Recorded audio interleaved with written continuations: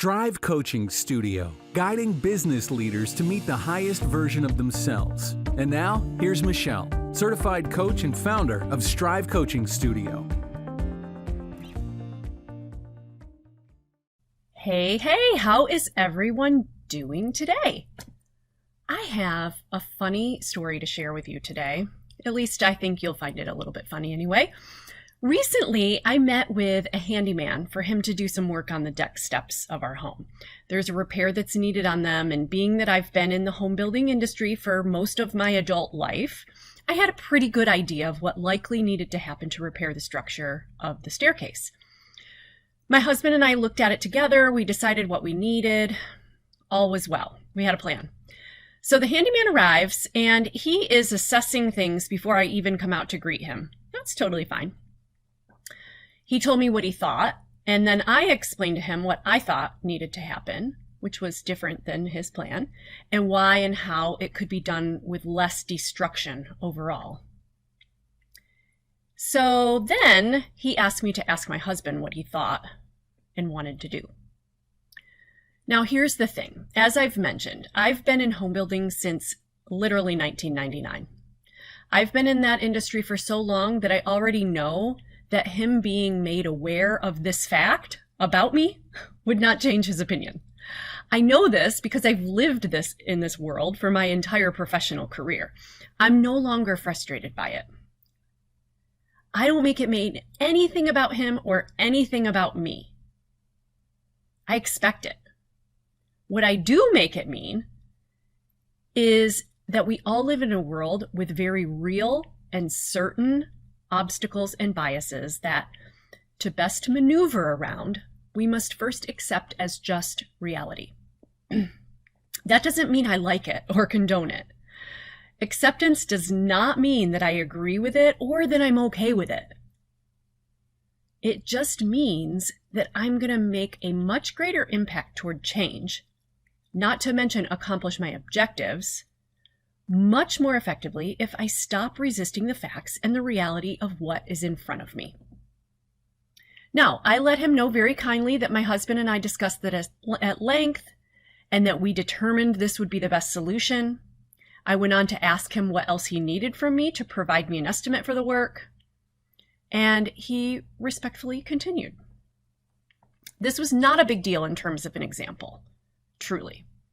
It is, however, representative of a much larger issue in our world for both men and women. But as I mentioned, I prefer to face things based on what the facts are versus what I think they should be.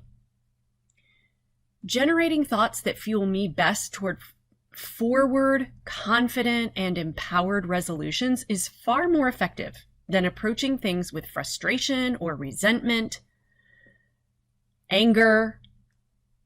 Not to mention, and most importantly, it will make my life much more enjoyable and peaceful. And that's the way I want that.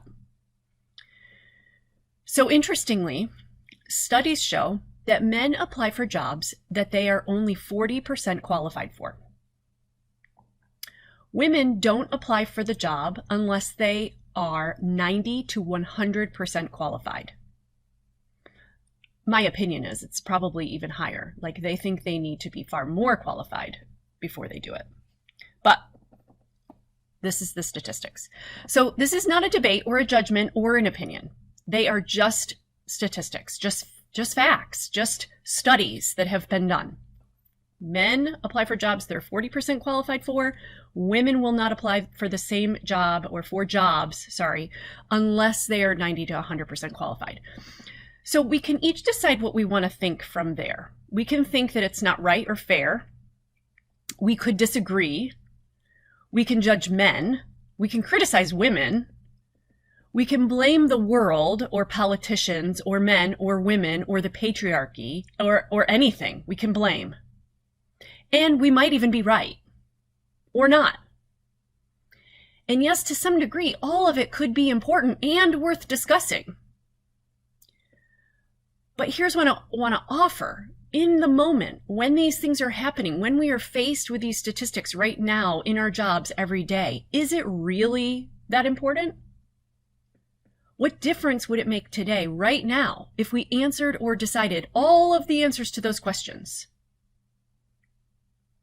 There are plenty of discussions in our world today about why it is this way. Who is to blame for it? Who needs to make it right now? Who needs to make it right for everything that already happened? And I just prefer not to participate or explore those specific discussions for the most part anytime, although I am not blind to them and I do not believe they are unimportant. But for today, I want to focus on what the discussions are for today. The facts are that they are true, real issues that we have created as a society over time.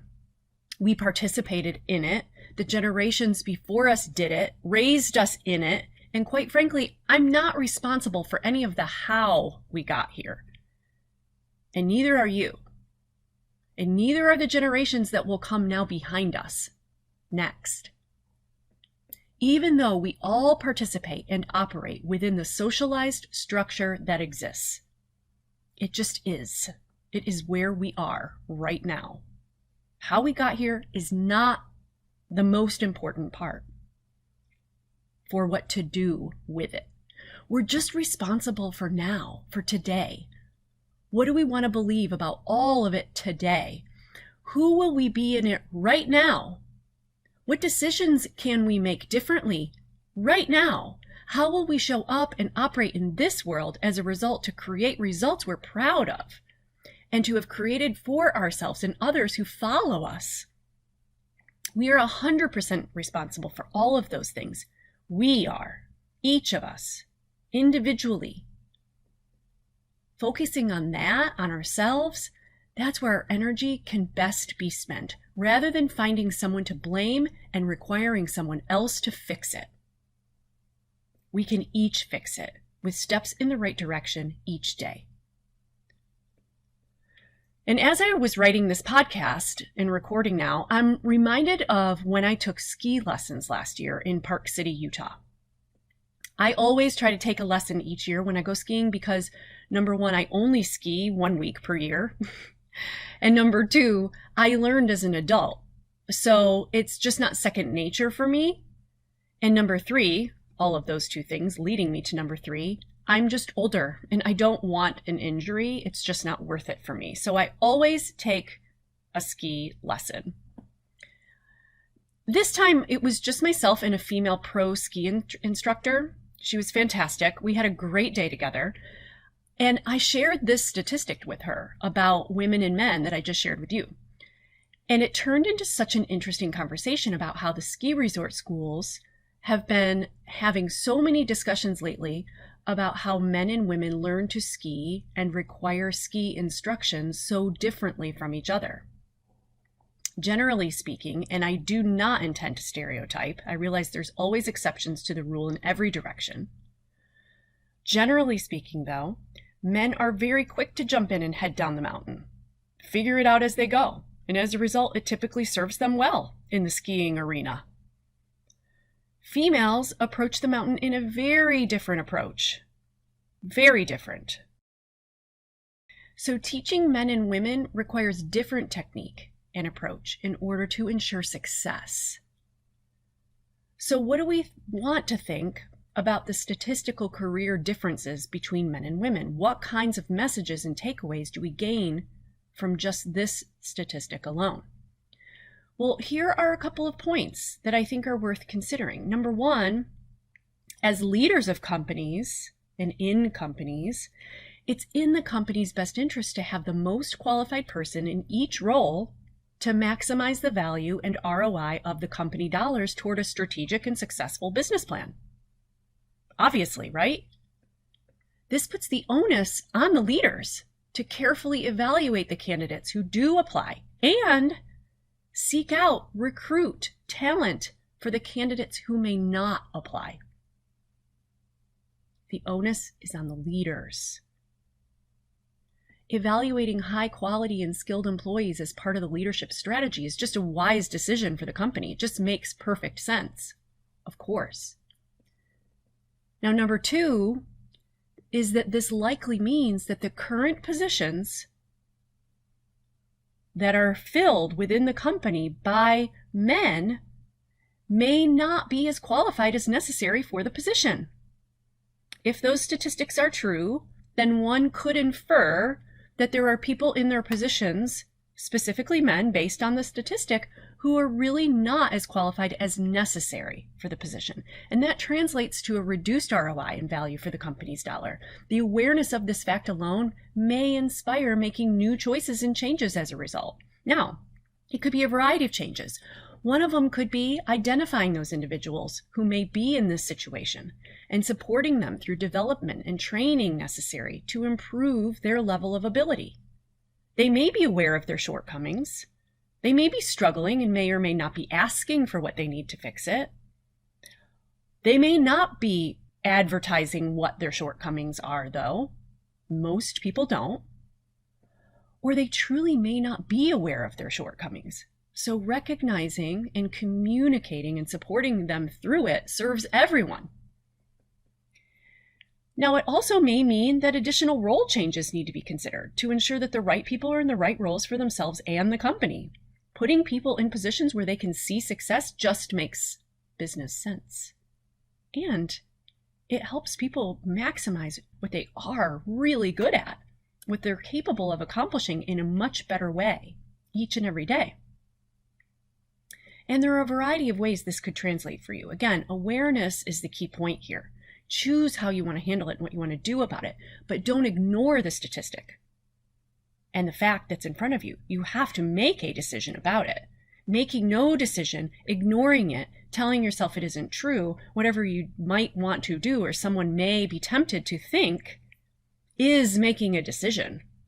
And these are the kinds of decisions that ultimately lead to the types of results that you have in your business because of them. Now, another consideration here is the messaging that the company communicates to its employees. While I would not suggest that it's necessarily the company's job to build the confidence of their employees, there is an incentive to ensuring that confidence and morale is high and encouraged to all people equally. Communication is key.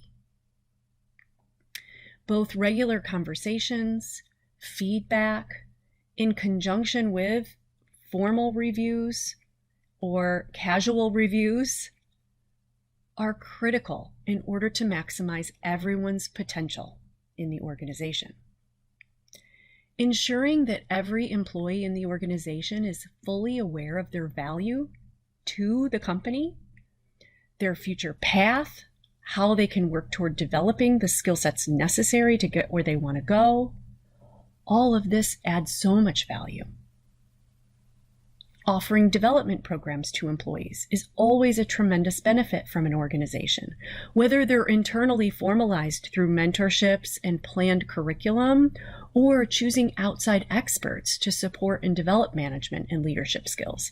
The benefits offer returns on the investment through the direct up-leveling results themselves and the morale improvement and loyalty that's gained when you gift this opportunity to people. So whether you choose to make shifts in your perspective on this subject because you want to support and develop people, or specifically women, or if you choose to do it for the company's benefit and to have the very best talent, or both, the statistics are clear proof that the benefits that can be gained from this awareness prove worthy. Sometimes someone else seeing something in you that you don't see yourself has impacts on your life that change the trajectory of your life forever.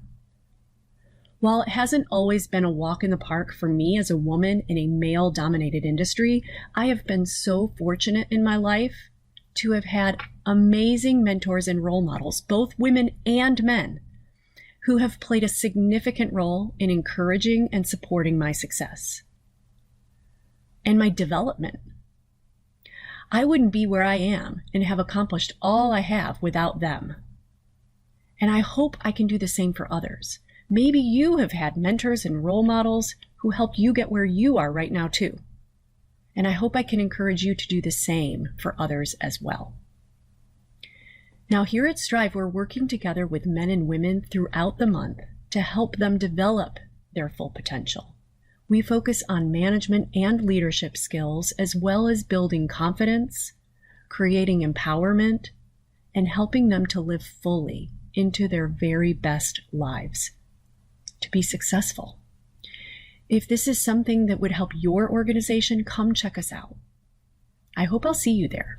StriveCoachingStudio.com. I'll see you later. Thanks for listening. For more great tips, visit us on StriveCoachingStudio.com.